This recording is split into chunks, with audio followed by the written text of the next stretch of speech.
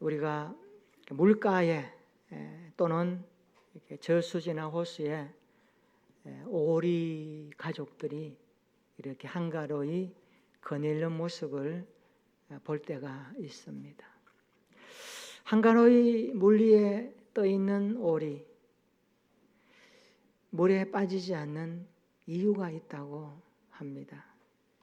그 이유는 오리의 깃털이 물에 젖지 않기 때문입니다.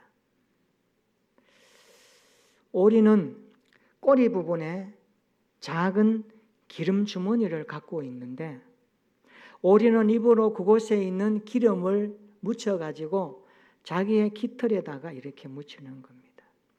여러분들, 오리가 이렇게 고개를 해서 이렇게 막 일할 때 저는 간지러워서 이렇게 긁는 줄 알았어요. 근데 그게 아니고 꼬리 부분에 있는 기름 덩어리에 기름을 묻혀가지고 그 입으로 자기의 깃털에다가 기름을 칠하는 거예요. 그러면 물이 기름에 닿지 않기 때문에 오리가 한가로이 떠 있게 됩니다. 저는 그리스도인들이 세상에 빠지지 않고 떠 있는 이유가 있음을 믿습니다. 그것은 날마다 거룩하신 하나님의 말씀을 우리의 몸에 묻히고 살아가면 세상에 빠지지 않습니다. 세상에 풍랑이 밀려와도 그리스도인들이 세상에 떠 있게 되는 이유는 한 가지입니다. 주님의 말씀을 내 몸에 붙이는 겁니다.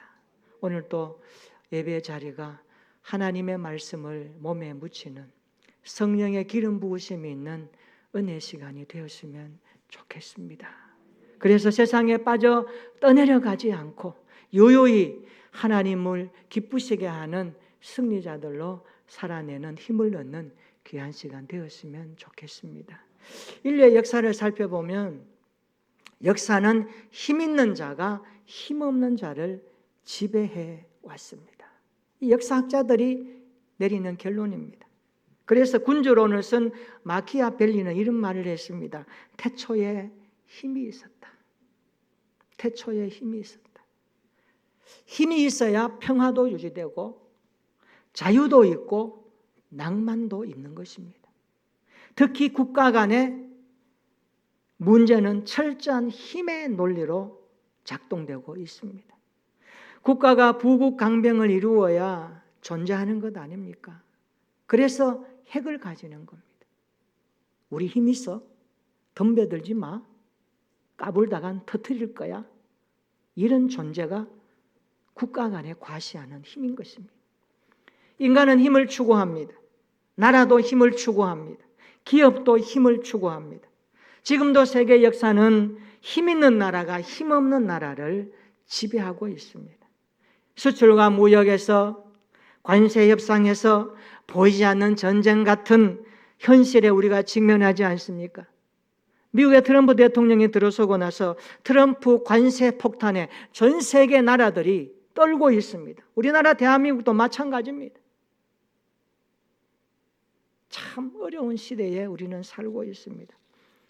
그런데 인간이 힘을 가지면 그 힘이 자신을 대단한 것으로 느끼게끔 하는 착각을 들게 한다는 것 또한 알아야 됩니다. 힘은 자신의 위치를 벗어나게 할 수 있습니다. 힘을 가지면 더 큰 힘을 요구하고 아무도 대항할 수 없는 절대 힘을 가지려고 추구하는 것이 인간의 본성적인 욕구입니다. 그래서 우리는 성경을 보면 창세기 11장에 나오는 바벨탑 사건을 보면 그들의 힘을 이렇게 자랑하려고 하는구나 하는 것을 확인하게 됩니다. 창세기 11장 바벨탑 사건을 보세요. 시날 땅 평지에 모인 그들의 의기투합이 있지 않습니까? 창세기 11장 4절에 보니까 그들의 의기투합을 이렇게 기록합니다. 자, 성읍과 탑을 건설하자. 그 탑 꼭대기를 하늘에 닿게 하자. 그리고 우리의 이름을 내고 온 지면에 흩어짐을 면하자. 그들의 의기투합입니다. 그들은 자신의 이름을 내고 그리고 이곳에 우리의 힘을 쏟아서 뭔가를 만들자. 그리고 후세들에게 우리의 이름을 알리자. 그들의 공통된 의견이었습니다. 우리의 힘으로 성읍과 탑을 건설하자. 후대 사람들에게 우리의 이름을 알리자. 인간은 힘을 가지면 스스로 무한한 것처럼 착각하고 뭔가 된 것처럼 여깁니다. 그래서 힘을 모아서 뭔가를 이루어 업적을 통하여 뿌듯함을 느끼는 것이 인간 삶의 상식이요 현실입니다. 우리는 바벨탑 사건 속에서 하나님을 거역하는 인간의 힘이 들어있음을 알게 됩니다. 우리의 삶의 영역에서 우리가 내 이름과 내 힘을 드러내고자 하는 교만한 욕망은 없습니까? 우리의 재능과 지위와 성취와 이런 것들을 자랑하여 나 이런 사람이야, 나 이 정도 돼 라고 하는 모습으로 살아가는 우리의 자세는 아닙니까? 우리의 몸에서요, 힘을 빼는 것은요, 기본일 때가 참 많습니다. 제가 한번 찾아보니까 운동하는 사람들의 기본은요, 자세는 물론이거니와 힘 빼는 데서 출발합니다. 운동을 하는 자세를 보는 고수들을 보면요, 힘을 빼고 유연하게 운동합니다. 몸에서 힘을 빼는 것이 운동의 기본 원리입니다. 여러분, 좋은 연기, TV에 나오는 배우들, 연기자들 보세요. 감정에 힘을 빼라 그럽니다. 자연스럽게 하라는 거예요. 좋은 노래를 부르기 위해서, 훌륭한 노래를 부르기 위해서 하는 말이 있습니다. 너 목소리에 힘이 들어갔구나. 힘을 빼. 그래야 노래가 된다고 합니다. 물에서 떠오르기 위해서는요, 힘을 빼야 합니다. 힘을 빼는 기술은 자녀들 양육하는데도 굉장히 중요합니다. 부모의 얼굴에 힘이 들어가면, 부모의 눈에 힘이 들어가서 아이들에게 말하면 아이들은 주눅듭니다. 60점 받아오던 아이가 열심히 공부해서 90점을 받아왔어요. 어떻게 하시겠습니까? 고기 사주고 냉면 사주고 피자 사주고 격려 축하해 줘야 됩니다. 그런데 부모가 여전히 그의 얼굴에 힘을 주면서 이렇게 말한다고 합시다. 너 이걸로 만족하면 안 돼. 100점이 목표야. 더 열심히 해야 된다. 라고 말합니다. 아이가 90점 받았으니까 이 정도는 그래도 되는 걸로 알았는데 부모가 다시 요구합니다. 그냥 열심히 공부해요. 그래서 100점 맞아 왔어요. 어떻게 합니까? 축하하고 박수 쳐줘야 되죠. 근데 부모가 힘을 주어서 이렇게 말한다고 합시다. 너 방심하지 마. 100점을 유지하는 것이 중요해. 너 뒤에 많은 친구들이 따라오고 있어. 너 계속 이 점수 유지해야 돼. 그러는 순간 아이는 주눅듭니다. 100점 맞아도 힘드네. 이게 관계거든요. 힘이 들어갔다는 거예요. 부모가 힘을 빼고 아이를 바라보면 어떨까요? 하나님이 창조하신 그 아름다움을 봅니다. 좀 실수해도 부모의 마음에 좀 안 들어도 기다려줄 수 있고 인내해줄 수 있고 하나님 이 아이에게 이런 모습을 보게 하시구나. 사실 아이의 모습 보면서 부모의 어린 시절 보지 않습니까? 자기를 보라는 거예요. 그거 보면서 자기 자신 안 보고 아이한테 너 왜? 라고 하는 단어로 자꾸 힘을 주면 아이가 힘들어요. 요즘 교육 한번 보세요. 너무 부모가 다그치고 힘을 주고 말하니까 우리 아이들이 번아웃 되기 일정 아닙니까? 자녀 교육에 힘 빼야 됩니다. 자연스럽게 기도해주고 기다려주고 얼려주는 겁니다. 예수 믿기 전에 사울을 보세요. 그도 힘 있는 사람이었습니다. 사울이 예수 믿는 자들을 잡으려고 어디로 갑니까? 다메섹으로 갑니다. 그 당시 이 사울의 심적 상태가 어땠느냐? 성경 사도행전 9장 1절 2절에 이렇게 이야기합니다. 한번 읽어볼까요? 그 당시에 사울의 심적 상태를 이렇게 기록합니다. 시작. 사울이 주의 제자들에 대하여 여전히 위협과 살기가 등등하여 대제사장에게 가서 다메섹이라 회당에 가져갈 공문을 청하니 이는 만일 그 도를 따르는 사람을 만나면 남녀를 막론하고 결박하여 예루살렘으로 잡아오려 하다. 함이라. 아멘. 성경은 예수 믿는 자를 잡으려고 갔던 사울의 심적 상태가 뭐라고 합니까? 위협과 살기가 등등했다. 여러분 느껴지나요? 위협과 살기가 등등한 사람. 소름 끼치지 않나요? 겁나요? 사울이 그런 사람이었습니다. 사울이 다메섹 가까이 갔을 때 예수님께서 해보다 더 밝은 빛으로 찾아오시죠. 뭐라고 하십니까? 사울아, 사울아, 내가 어찌하여 나를 핍박하느냐? 사울이 들어보니까 내가 예수님 핍박한 적 없는데 주님이 말씀하십니다. 내 백성을 핍박하고 내 교회를 핍박하는 것이 나를 핍박하는 거라. 여러분 생각해 봅시다. 힘 없는 사람이 핍박할 수 있나요? 핍박 당했으면 당했지 핍박 못합니다. 우리는 이 표현에서 사울이라는 존재가 굉장했구나.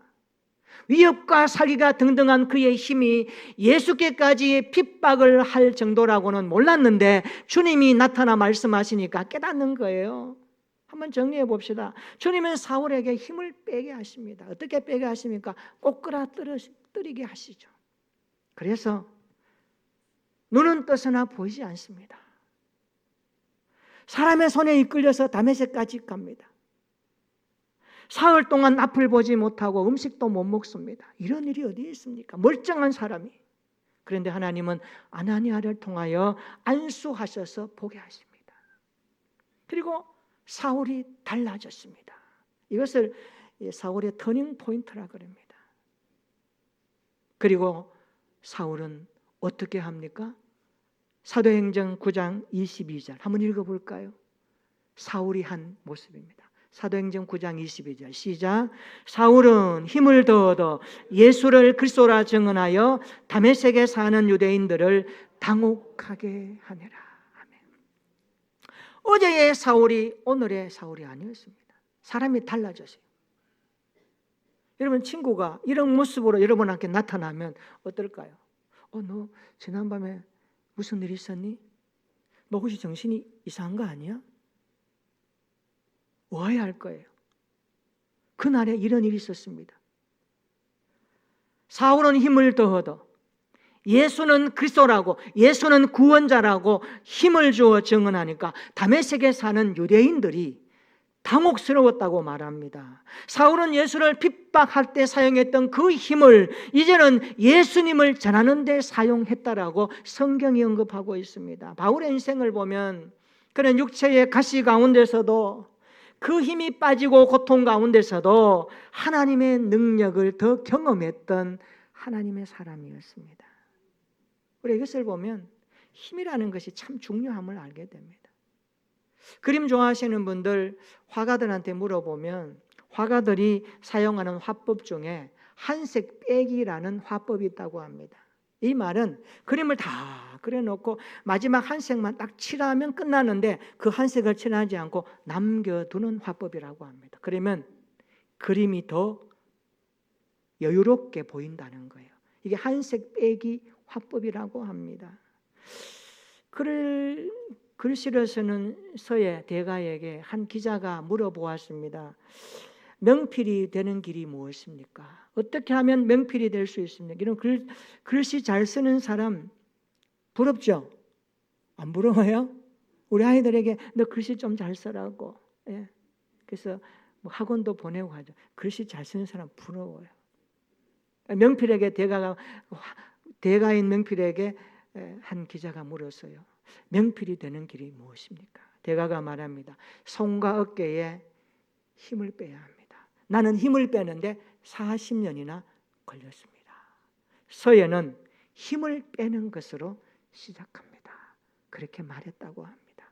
여러분 힘이 들어가면 명필이 될 수 없다는 뜻이에요. 서예는 힘을 빼고 부드럽게 글씨를 써야 명필이 되는 겁니다. 그렇습니다. 힘을 빼는 것이 가장 큰 힘입니다. 이게 역설입니다. 힘을 빼는 것이 가장 큰 힘입니다. 여러분 시편 18편 보십시오. 여기에 보면 여러 유형의 힘들이 막 작동하고 있는 것을 느끼게 됩니다. 이 시편 18편 언제 썼습니까? 여러분 18편 표제에 한번 보세요. 시편에는 표제어가 각각 기록해 놓았습니다. 시편을 이해하는 배경적인 단서입니다. 여호와께서 다윗을 그 모든 원수들의 손에서와 사울의 손에서 건져 주신 날에 이 시를 쓴 거예요. 그러니까 시편 18편 읽으면 다윗의 마음이 느껴집니다. 다윗은 원수들과 사울의 손에 도망다니고 쫓길 때에 어찌할 수 없는 그런 상황들을 무수히 많이 만났는데 그것을 시편 18편에서 자세하게 언급하면서 기록합니다. 한번 볼까요? 3절에 원수들을 만났습니다. 원수들이라고 복수를 씁니다. 한 명이 아닙니다. 여러 사람의 원수들이 다윗을 죽이려고. 4절과 5절에 보십시오. 사망의 줄과 수월, 음부의 줄이 옥죄오고 있습니다. 불의의 창수가 막 밀려와서 삼키려고 하고 있습니다. 6절에 보십시오. 다윗은 환난 중에 놓여 있다라고 말합니다. 17절에 보십시오. 강한 원수와 미워하는 자가 나보다 힘이 세다고 말합니다. 바꾸어 말하면 힘센 원수와 강한 자들이 다윗을 향하여 쫓아오는 그 모습을 다윗은 경험했다고 말합니다. 18절에도 보십시오. 그들이 나의 재앙의 날에 내게 이르렀도다. 재앙의 날이 눈앞에 왔다는 뜻 아닙니까? 이런 상황 가운데서도 다윗은 어찌할 수 없는 상황을 만났을 때에도 다윗은 한 가지를 고백합니다. 그 고백이 뭡니까? 시편 18편 1절입니다. 한번 읽어볼까요? 다 같이 시작. 나의 힘이신 여호와여 내가 주를 사랑하나이다. 아멘. 개역 성경에는 나의 힘이 되신 이렇게 말합니다. 나의 힘이 되신, 이 되자 하나를 뺐더라고요. 나의 힘이 되신 여호와여 내가 주를 사랑하나이다. 오늘 설교 제목입니다. 따라해 볼까요? 내 힘을 빼야 주님의 힘이 들어옵니다. 내 힘을 떼야 주님의 힘이 들어요. 내 힘을 빼고 주님의 힘을 경험하려면 어떻게 해야 될까요?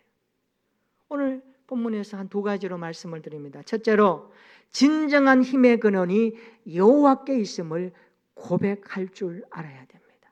진정한 힘의 근원이 여호와께 있음을 고백할 수 있기를 축원합니다. 우리 18절 1절 한번 다시 읽어봅시다. 18편 1절입니다. 시작. 나의 힘이신 여호와여 내가 주를 사랑하나이다. 아멘. 다윗은 여호와가 자신의 힘이 되심을 고백합니다. 아이를 키운 여러분들 이런 경험 많이 있죠. 저도 아이 새 키우면 이런 경험이 있어요. 아이가 밖에서 친구들하고 놀다가 티격태격 하다가 막 이렇게 막 싸움이 일어나요. 그러면 옆에 있던 그 친구 형이 이렇게 나서서 하면 우리 애가 막 당혹스러워. 그러면 우리 애도 우리 형을 불러다가 이렇게 그것도 안 되면 집에 와서 이야기해요. 그럼 엄마 아빠가 나가면 해결 끝이에요. 이런 모습 많죠. 왜? 자기 힘보다 형의 힘, 부모 힘이 크다고 생각하니까. 다윗은 자기의 힘으로 원수 앞에 쫓기고 수월 같은 상황 가운데 만날지라도 이길 수 없었는데 하나님의 힘이 들어오니까 주님의 힘으로 이긴 승리의 이야기를 뒤에부터 계속 이야기하면 이러면 읽어보세요. 제가 다 말씀드리지 못합니다. 시편 18편은 굉장히 다윗의 인생의 극적인 모습들이 어떻게 나타나는지를 굉장히 강조하고 있습니다. 나의 힘이신 여호와여 내가 주를 사랑하나이다. 다윗은 여호와가 자신의 힘이 되심을 고백하고 있습니다. 여기 힘이라는 단어는 헤제크라는 단어인데요. 구약 성경에서 여기만 나오는 단어입니다. 한 번 나오는 단어는 굉장히 귀합니다. 반복되는 단어는 집중하라는 의미와 함께 그 뜻을 명확하게 풀어내지만 한 번 나오는 단어는 귀하기 때문에 우리가 유심히 다 봐야 됩니다. 이 말은요, 강한 능력을 나타낼 때 쓰는 단어인데 전투와 위기 때마다 다윗을 구원하신 하나님의 능력을 담고 있는 단어입니다. 나의 힘이라는 단어. 다윗은 수많은 전쟁과 전투에서 승리하게 된 그 원천의 힘이 어디서 왔느냐? 여호와께서 주셨다. 이 고백을 서슴없이 하고 있는 것입니다. 우리 인생의 진정한 힘도 여호와께 있음을 저와 여러분들이 날마다 고백했으면 좋겠습니다. 나의 힘이신 여호와여, 내가 주를 사랑하나이다. 다윗의 진정한 힘의 근원이 여호와께 있었듯이 내 인생의 진정한 힘이 여호와께 있다는 것을 고백하고 내 힘을 빼고 그분의 힘을 의지할 수 있기를 주의 이름으로 축원합니다. 우리는 나의 힘을 어디에 두고 살아갑니까? 건강과 물질과 성공과 배움과 지식과 사람과 권력의 힘을 가지고 살아갑니까? 그것이 내 인생을 붙들어주고 보장해주고 지켜줄 것이라고 믿고 살아갑니까? 그러나 잠깐입니다. 해 아래 새 것이 없습니다. 해 위에 인생을 살려면 그리스도 예수의 힘을 우리가 공급받아야 합니다. 내 힘을 내려놓고 주님의 힘을 의지해야 됩니다. 다윗처럼 수많은 전쟁과 쫓김 가운데서도 나의 힘이신 여호와를 고백했듯이 우리 인생의 진정한 힘은 여호와께 있다는 것을 고백하며 살아가는 저와 여러분들의 신앙이 되시기를 축원합니다. 두 번째로, 내 힘을 빼고 주님의 힘을 들어오게 하려면 진정한 힘의 근원이신 여호와를 경험하면서 살아야 합니다. 그 이야기를 2절에 하고 있습니다. 우리 2절 한번 읽어볼까요? 다 같이 시작. 여호와는 나의 반석이시요 나의 요새시요 나를 건지시는 이시요 나의 하나님이시요 내가 그 안에 피할 나의 바위시요 나의 방패시요 나의 구원의 뿌리시요 나의 산성이시로다. 아멘. 여호와가 진정한 힘의 근원이라는 것을 어떻게 경험할까요? 2절처럼 경험하면 되는 것입니다. 여호와를 나의 반석으로 경험하는 것입니다. 나의 요새로 경험하는 것입니다. 나를 건지시는 하나님으로 경험하는 것입니다. 내가 피할 바위입니다. 내 방패가 됐습니다. 구원의 뿌리심을 경험하는 것입니다. 그래서 내 인생의 산성은 여호와이십니다 고백할 때 나타나는 것입니다. 이런 경험이 여러분 가운데 있기를 축원합니다. 여기에 나오는 반석과 요새와 건지시는 자, 피할 바위, 반석, 방패, 그리고 구원의 뿔, 산성, 이 용어들은요 전부 다 군사적인 용어입니다. 그러니까 다윗의 인생만큼 그 자체가 치열한 전쟁터와 같은 인생을 살은 사람이 있을까 싶을 정도로 다윗의 인생을 투영하고 있습니다.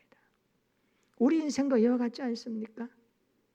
마치 전쟁터와 같은, 특별히 예수 믿고 난 이후의 신앙생활은 영적 전쟁과 같습니다.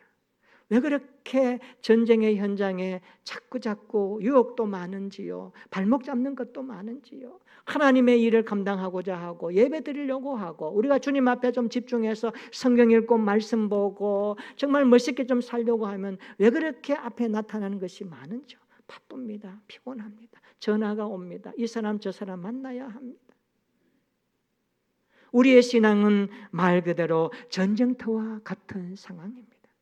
그럴지라도 우리의 인생의 진정한 힘이 여호와이심을 우리가 경험하려면 2절에 있는 말씀처럼 우리의 가슴 가운데 이 말씀 붙들고 살아야 되지 않겠습니까? 여호와는 나의 반석이십니다. 요새가 되십니다. 하나님이십니다. 바위요 방패요 구원의 뿌리십니다.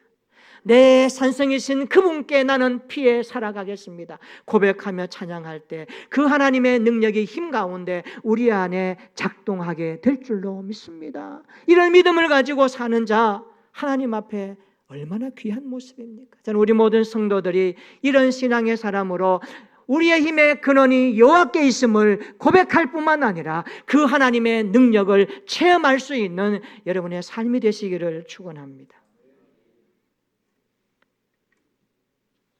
사울의 군사들이 추격할 때 주님은 다윗에게 바위가 되어 주셨습니다. 원수들이 쏘는 화살이 날아올 때 주님은 다윗에게 방패가 되어 주셨습니다. 다윗을 흔들어 죽이려고 할 때 그 모든 순간순간에도 주님은 든든한 반석이 되어 주셨습니다. 할렐루야. 이런 은혜가 우리의 삶 가운데 경험되기를 축원합니다. 시편 18편 31절과 32절을 보세요. 여호와 외에 누가 하나님이며 우리 하나님 외에 누가 반석이냐라고 말씀합니다. 따라해 볼까요? 이 하나님이 힘으로 내게 띠띠우시고, 하나님 우리에게 힘으로 띠띠우시고, 다윗은 어려운 시간에 하나님의 힘으로 버틸 수 있었다고 말하는 겁니다. 여러분, 내 힘은 버틸 수 있는 힘이 약해요. 그러나 주님의 힘이 있으면 버틸 힘이 생기는 것입니다. 우리 신앙생활은요, 장기전이에요. 오래 해야 됩니다. 주님 앞에 갈 때까지 해야 됩니다. 그때까지 우리의 힘을 의지하지 말고 내 힘을 내려놓고 주님의 힘을 의지하여 버티고 이기고 승리하여 우리 하나님 앞에 서는 그날까지 주님의 힘으로 살아가는 저와 여러분들 되시기를 주의 이름으로 축원합니다. 우리의 삶에 어려운 일들이 있나요? 그 순간순간마다 주님의 힘으로 살아내는 믿음이 있었으면 좋겠습니다. 힘을 뺀 그 자리에 주님의 힘이 들어왔으면 좋겠습니다. 신앙생활은 자신의 힘을 빼고 주님의 힘을 의지하는 것입니다. 그리고 우리의 전 생애를 전폭적으로 주님께 맡기는 것입니다. 이게 신앙생활입니다. 그래서 성도는 내 힘으로 살지 않고 주님의 힘으로 사는 자들입니다. 따라서 우리는 내 힘으로 살지 않고 주님의 힘으로 삽니다. 이번 한 주간 이것을 좀 묵상했으면 좋겠습니다. 여러분이 의지하고 있는 이 힘이 그 근거가 주님의 말씀에 근거한 힘인가요? 아니면 주님과 서로 떨어져 있는 뭔가 내가 추구하고 원하는 그 힘을 붙들려고 노력하나요? 이제 좀 방법을 바꿉시다. 태도를 바꿉시다. 자세를 바꿉시다. 생각을 바꾸어 봅시다. 진정한 힘의 근원이 나에게 있지 않습니다. 주님께 있습니다. 그것을 고백합시다. 그리고 산성여 방패이시오 요새가 되시는 그 주님을 경험하기 위하여 주의 말씀 붙들고 진력해 봅시다. 여기에 나타나는 하나님의 놀라운 역사가 우리 한 주간 삶의 자리에 나타나게 될 줄로 믿습니다. 여러분, 세상의 사람들은 내 힘을 자랑하고 내 힘을 과시하고 자신의 존재를 알리지만 그리스도인들은 힘의 근원이 여호와께 있음을 고백하며 살아가는 자들입니다. 구원이 무엇일까요? 구원은 내 힘을 빼고 주님의 힘이 들어오는 것입니다. 부활의 능력, 그 권세가 우리 안에 들어오는 것입니다. 그래서 우리는 내 힘을 십자가에 못 박고 주님의 힘으로 살아야 하는 것입니다. 이런 은혜가 있기를 축원합니다. 우리가 주님의 힘으로 살면 우리도 바울처럼 이런 고백할 수 있습니다. 무능한 자 같으나 유능한 자요, 죽은 자 같으나 살아있고 징계를 받는 자 같으나 죽임을 당하지 아니하고 근심하는 자 같으나 항상 기뻐하고 가난한 자 같으나 많은 사람을 부요하게 하며 아무것도 없는 자 같으나 모든 것을 가진 자로다. 할렐루야. 이런 고백과 찬양이 있기를 주의 이름으로 축원합니다. 내 힘이 아니라 주님의 힘으로 살아가는 일상이 되었으면 좋겠습니다. 힘들고 어려울 때 이런 찬양을 부르면 어떨까? 이번 한 주간 이 찬양 좀 불렀으면 좋겠습니다. 주님 손잡고 일어서세요. 이런 가사입니다. 왜 나만 겪는 고난이냐고 불평하지 마세요. 고난의 뒤편에 있는 주님이 주실 축복 미리 보면서 감사하세요.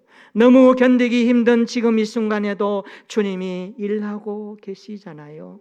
남들은 지쳐 앉아 있을지라도 당신만은 일어서세요. 우리 다 같이 1절만 한번 찬양하도록 하겠습니다.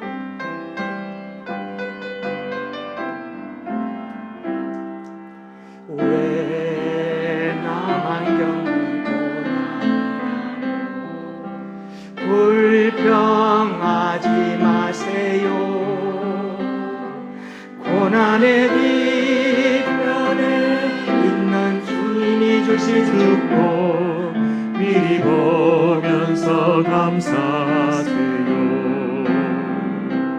너무 견디기 힘든 지금 이 순간에도 주님이 일하고 계시잖아요. 남들은 지쳐 앉아 있을지라도 당신만을 일어서세요. 힘을 냅시다. 힘을 냅시다. 힘을 내세요. 힘을 내세요. 주님이 손잡고 계시잖아요. 주님이 나와 함께함을 믿는다면 어떤 역경도 힘을 내세요. 힘을 내세요. 힘을 내세요. 힘을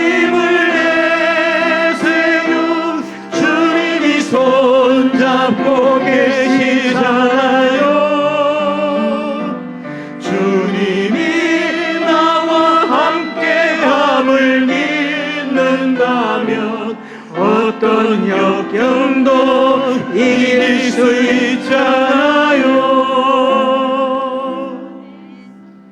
주님의 힘을 의지하시기 바랍니다. 내 힘을 빼고 주님의 힘을 구하시기를 바랍니다. 내 힘을 빼야 주님의 힘이 들어옵니다. 진정한 힘의 근원이 여호와께 있음을 고백하는 한 주간 되시기를 축원합니다. 진정한 힘의 근원이 여호와께 있음을 경험할 수 있기를 축원합니다. 그래 이번 주간에도 감사와 승리가 있는 삶이 되었으면 좋겠습니다. 나의 힘이신 여호와여, 내가 주를 사랑하나이다. 기도하겠습니다. 우리 다 함께 기도합시다. 다윗은 자신의 힘으로 어찌할 수 없는 상황을 만났습니다. 그런 상황에서도 그는 고백합니다. 나의 힘이신 여호와여, 내가 주를 사랑하나이다. 내 힘을 빼야 주님의 힘이 들어옵니다. 이렇게 기도합시다. 하나님, 진정한 힘의 근원이 여호와께 있음을 고백합니다. 우리 인생의 진정한 힘이 여호와께 있음을 깨달았습니다. 여호와가 우리의 힘이 되심을 선포하겠습니다. 진정한 힘의 근원이신 여호와를 경험하게 하옵소서. 반석으로 요새로 내가 피할 바위로 경험하기를 원합니다. 나의 방패가 되시고 구원의 뿔이 되심을 경험하게 하시고 나의 산성이 되심을 경험하기를 원합니다. 이제는 내 힘이 아니라 주님의 힘으로 살아가는 일상이 되겠습니다. 그리하여 감사와 승리의 삶으로 하나님께 영광 돌리겠습니다. 이런 믿음으로 기도하겠습니다. 하나님 아버지, 감사합니다. 다윗은 수많은 상황 가운데서도 어쩔 수 없는 가운데서도 그는 고백합니다. 나의 힘이신 여호와여, 내가 주를 사랑하나이다. 내 힘을 빼야 주님의 힘이 들어옵니다. 진정한 힘의 근원이 여호와께 있음을 고백합니다. 진정한 힘의 근원이신 여호와를 경험하기를 원합니다. 우리 인생을 반석 위에 세워주시고 요새 가운데 인도하시며 피할 바위가 되시는 주님을 찬양합니다. 이번 한 주간도 내 힘을 빼고 십자가에서 부활하여 승리하신 주님의 능력을 구하며 힘을 얻어 이번 한 주간 멋있게 살아가는 우리의 교회와 성도들 되게 하옵소서. 주님의 힘으로 살아가는 일상이 되게 하시고 거기에 나타나는 감사와 승리의 모습으로 하나님을 미소짓게 하는 우리 교회 모든 성도들 되도록 성령으로 기름 부어 주시옵소서. 예수님의 이름으로 기도하옵나이다. 아멘. 우리 함께 일어나셔서 찬송가 93장을 찬송하십니다.